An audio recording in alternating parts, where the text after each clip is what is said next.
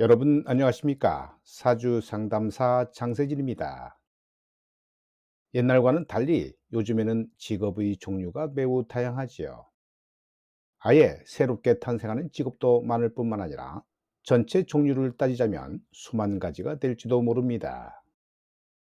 이렇게 많은 직업을 사주팔자에서 콕 집어서 직업 적성이 땡땡이군요 라고 대놓고 맞추듯이 명사 형태로 찾아내는 직업은 적중률이 낮습니다.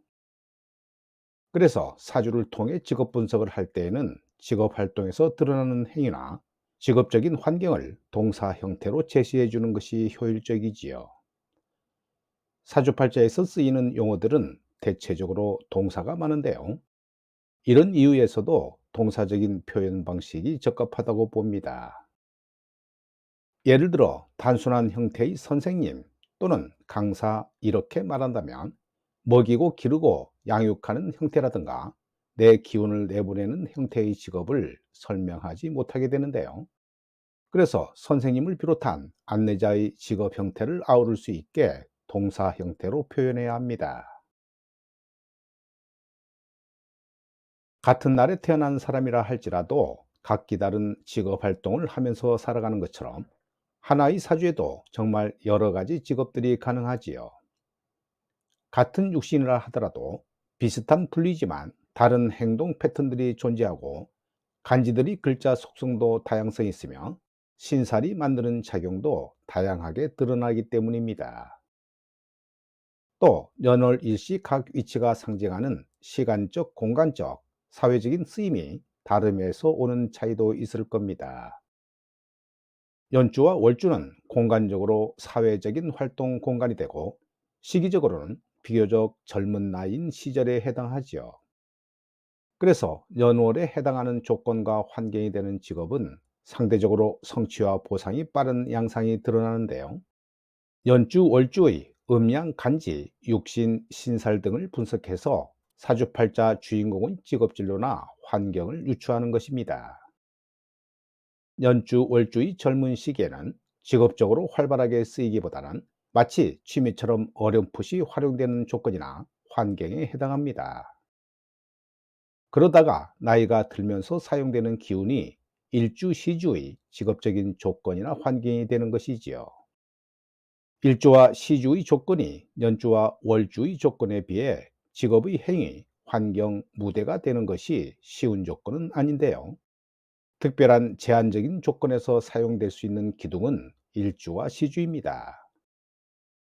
제한적인 조건이란 취미, 부업, 정신적, 무형적, 야간, 해외 등의 속성을 말하는데요. 수명이 늘어나면서 생애 주기에 따라 직업적인 전환을 하는 사람들이 많아지는데 이는 일반적인 현상이라고 인식된 시대입니다.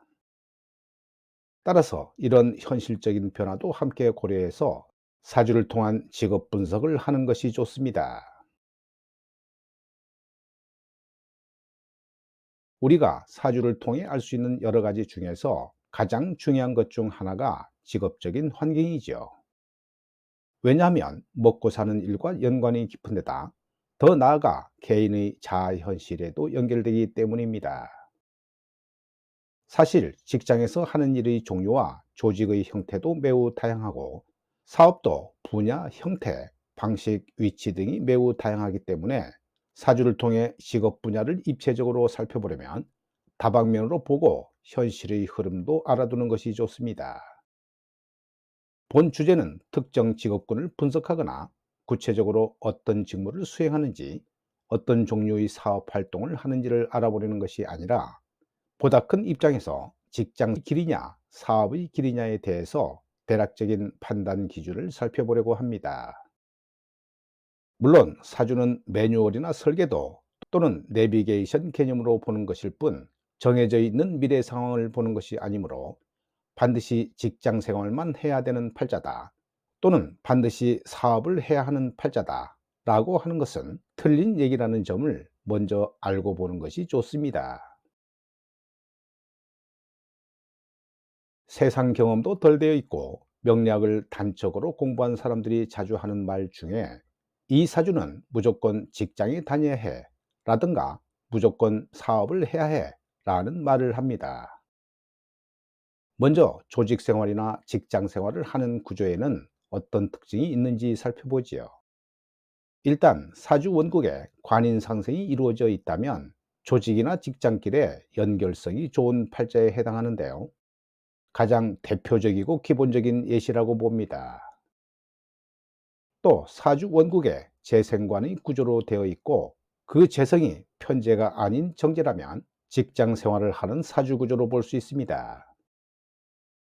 다음으로 일간이 신약한 사주이고 사주 원국 연월의 정제의 기운이 뚜렷하면 조직 생활이나 직장길에 가까운 팔자이지요.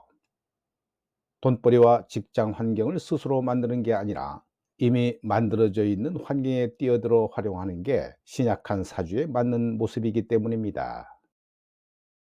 물론 사주 원국뿐만 아니라 대운의 흐름도 직장길을 걷는지에 대해 매우 큰 영향을 미치는데요. 위에 언급한 몇 가지 사주팔자 구조에서 초년에 만나는 대운이 관성이나 정제 대운이라면 직장 생활을 하기 쉽다고 볼 수 있습니다. 반면에 사주 원국에 식상의 기운이 강한 구조, 식상생재로 된 구조, 편재 속성이 강한 구조인 사주가 대운이 관성으로 흐르거나 정제 대운을 만난다면 직장 생활로 연결되기 쉽고, 만약 사업을 하더라도 내 사업체보다는 큰 조직체의 관리를 맡는 모습입니다.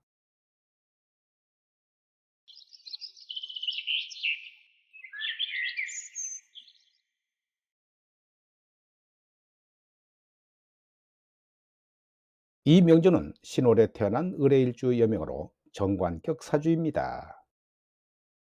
화식상이 드러나지 않은 무식상 사주인데요.